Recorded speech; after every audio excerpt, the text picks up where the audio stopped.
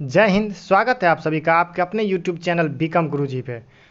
साथियों, अगर अभी तक आपने चैनल को सब्सक्राइब नहीं किया, सबसे पहले आप चैनल को सब्सक्राइब कर लीजिए, साथ ही साथ लाइक एंड शेयर कर दीजिए। साथियों, शेयर करने से सभी साथियों को फ़ायदा मिलेगा जिन तक ये वीडियो पहुंचेगा। साथियों, इस वीडियो में मैंने EVS के कुल 15 कंटेंट लिए हैं। कितने? 15 कंटेंट।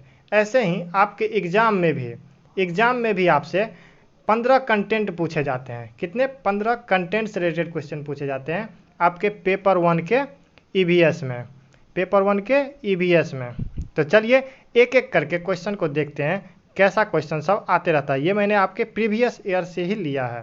तो चलिए देखते हैं। साथियों, सबसे पहला क्वेश्चन है, नीचे दिए गए कौन सी प्रजाति झटके से अपना गर्दन आगे पीछे करती है? अपना गर्दन जो है आगे पीछे करती है। इसका पहला ऑप्शन है कौवा, दूसरा ऑप्शन है उल्लू, तीसरा ऑप्शन है मैना और चौथा ऑप्शन है बसंत गोरी। आप सभी को 10 सेकेंड मैक्सिमम टाइम मिलेगा, उतने देर में आप लोग इसका उत्तर खुद ढूंढिए।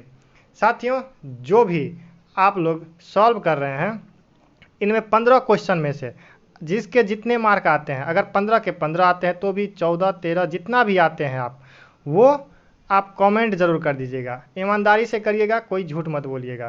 तो चलिए पहला क्वेश्चन का उत्तर देखते हैं। देखिए, झटके से जो गर्दन आगे पीछे करती है वो होता है हमारा मैना। मैना जो है अपनी गर्दन झटके से आगे पीछे करती है।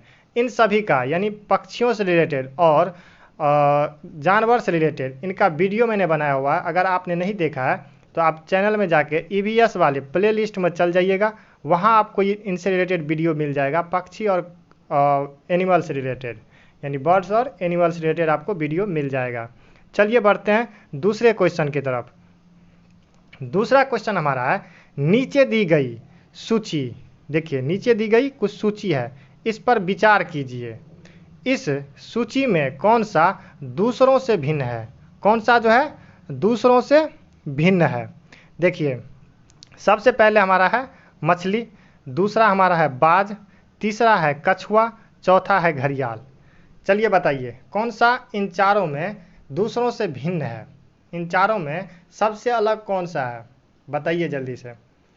साथियों देखिए,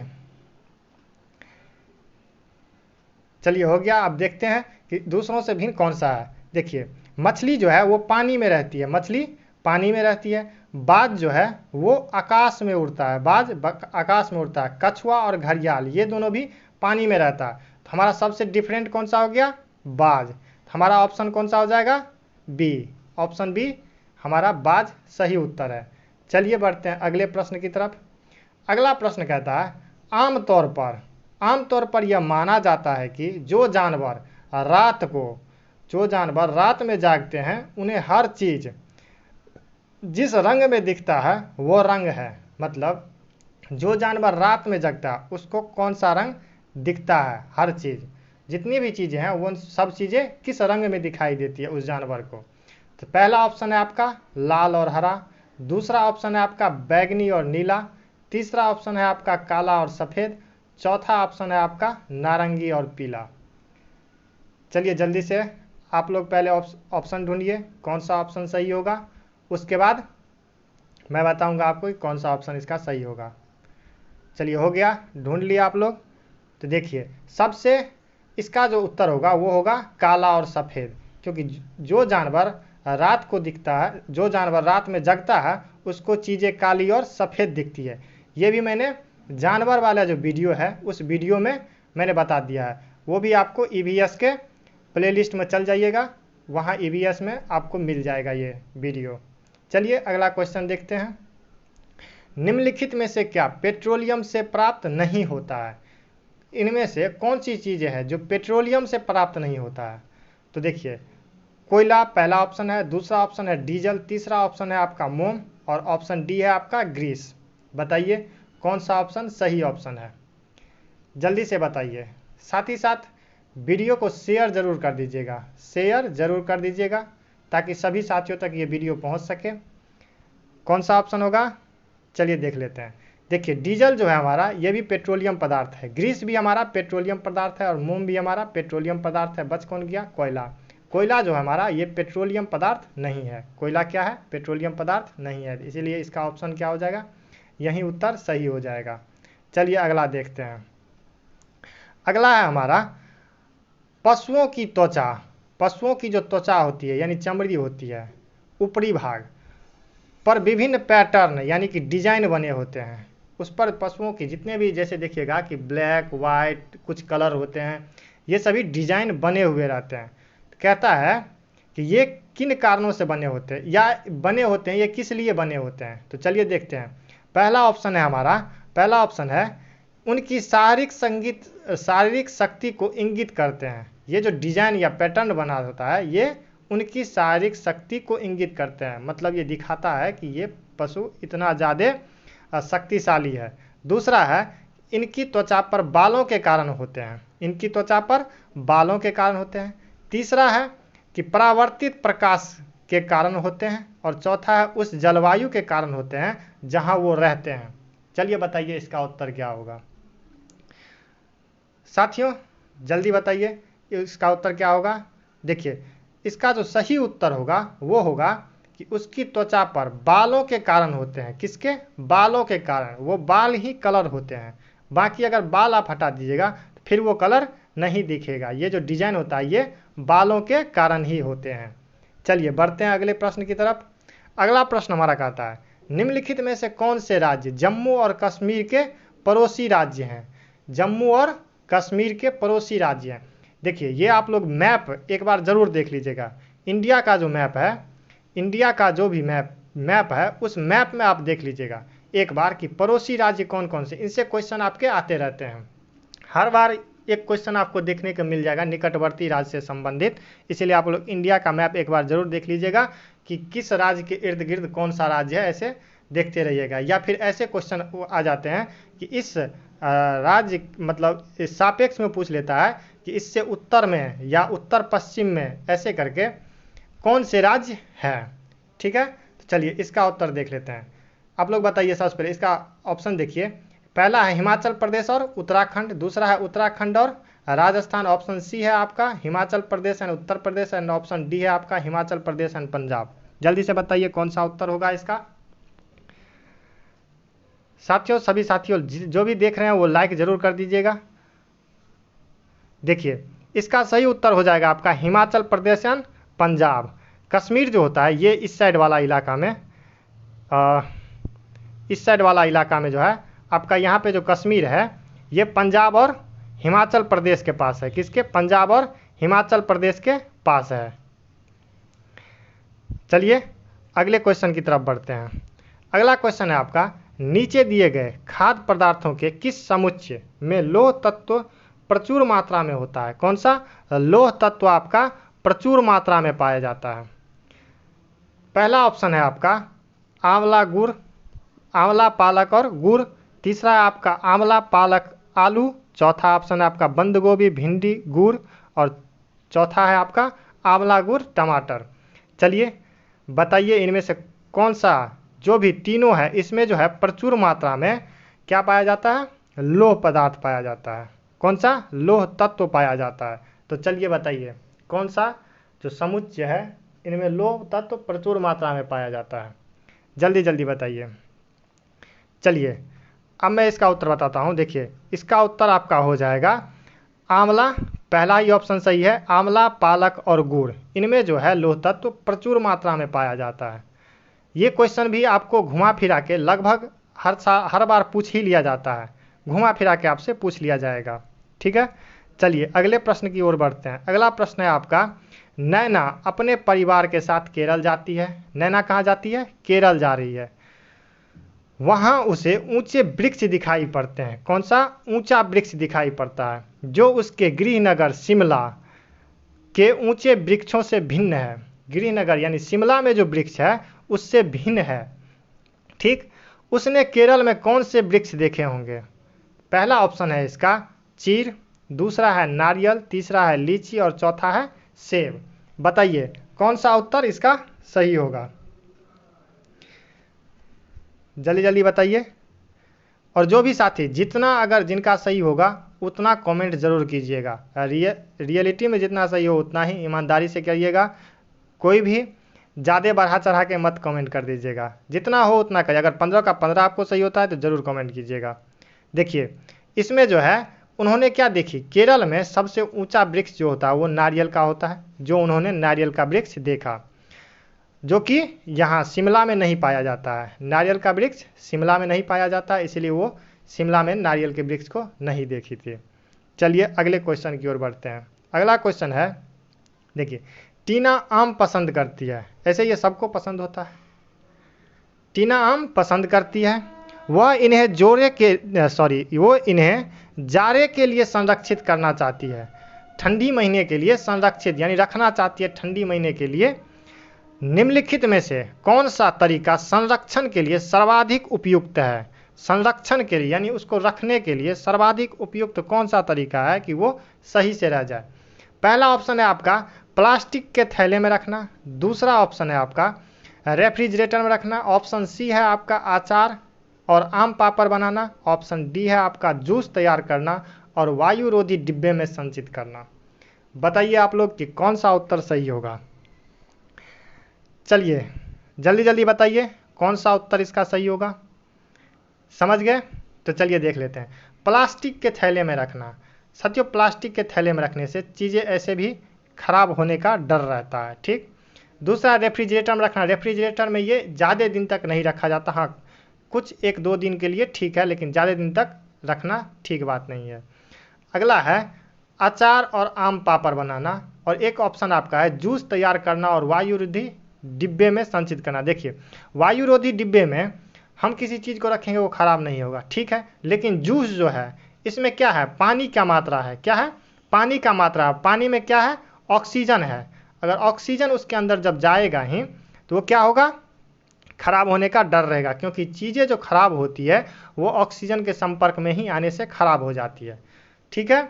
और इस जिसमें जब पानी है जिसमें उसमें ऑक्सीजन है ही है, इसीलिए अचार या आम पापड़ बना लेते हैं, इसको धूप में सुखाते हैं। सुखाने से क्या होता है, पानी का अंश खत्म हो जाता है। जब पानी का अंश खत्म हो जाएगा तो उसमें ऑक्सीजन नहीं रहेगा, फिर उसे बीच बीच में ऐसे सुखाते रहते हैं और रख देते हैं। इससे क्या होगा, ये खराब नहीं होते हैं जल्दी, ठीक है। इसका सही उत्तर क्या हो जाएगा आपका, ऑप्शन सी अचार और आम पापड़ बना के रखेंगे, ठीक है। चलिए बढ़ते हैं अगले प्रश्न की तरफ। अगला प्रश्न है हमारा, निम्नलिखित में से कौन सा जानवर है जिसके अग्रदांत हमेशा बढ़ते रहते हैं?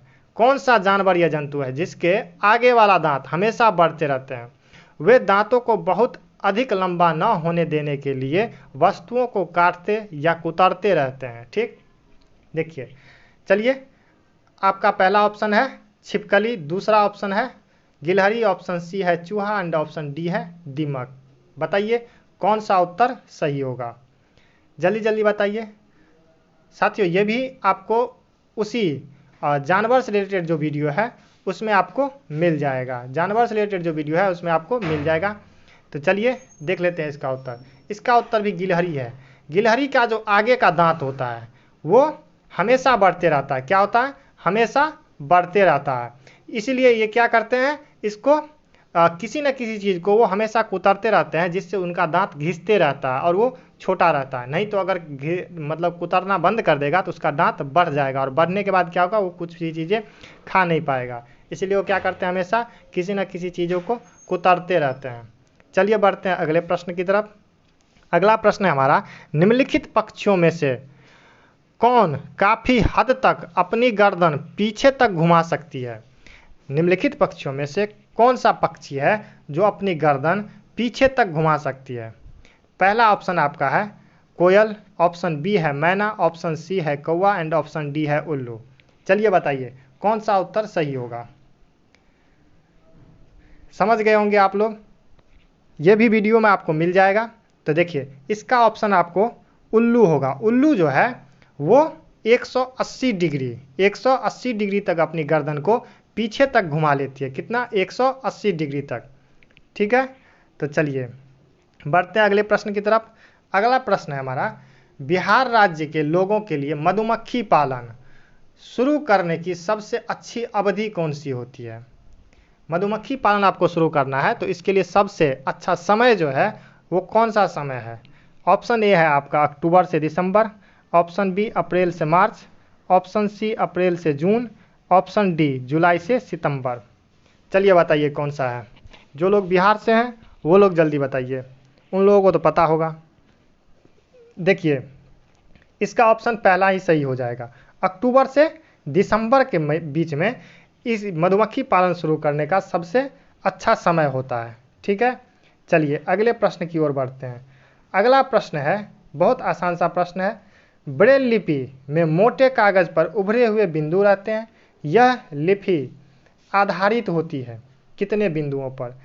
ऑप्शन ए है आपका 10 बिंदुओं पर, ऑप्शन बी है 4 बिंदुओं पर, ऑप्शन सी है 8 बिंदुओं पर, ऑप्शन डी है 6 बिंदुओं पर। सभी को पता चल गया होगा इसीलिए इस पर टाइम नहीं वेस्ट करते हैं। देखिए इसका ऑप्शन सीधे है ऑप्शन डी, 6 बिंदुओं पर आधारित होता है। ये 6 बिंदु रहते हैं ऐसे। इन 6 बिंदुओं पर इसी से जो है जितने भी क्या कहते हैं, ये 6 बिंदु उभरे हुए रहते हैं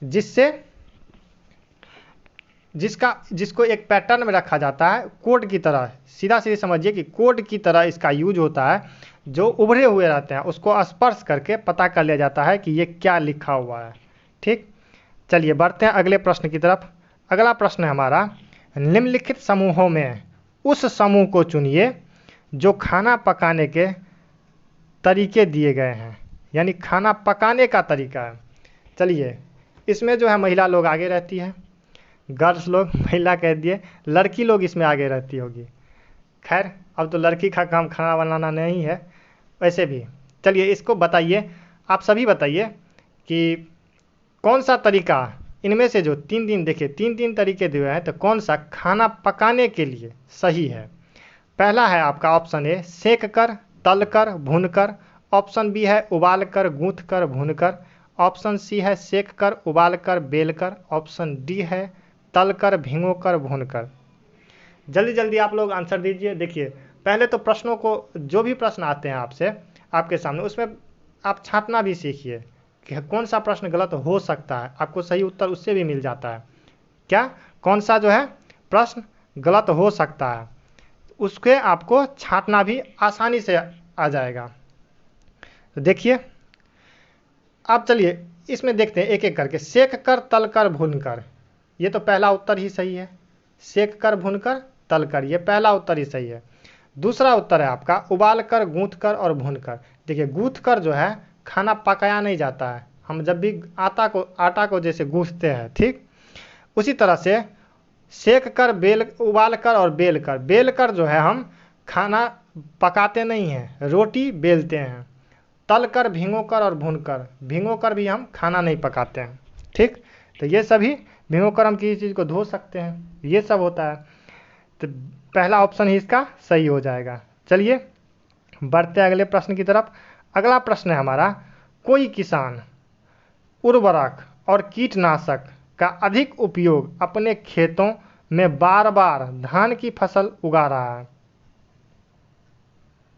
ऐसा करने से उसके खेतों की मृदा, देखिए वो क्या कर रहा है कि अधिक प्रयोग कर रहा है किसका? कीटनाशक का और उर्वरक का।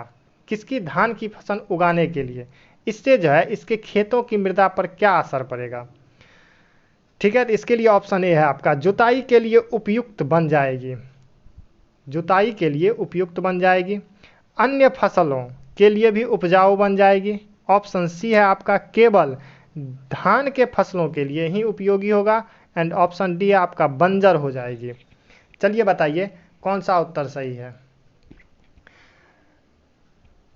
जल्दी जल्दी बताइए। देखिए ऑप्शन ए जुताई के लिए उपयुक्त बन जाएगी, ये कोई तरीका नहीं हुआ।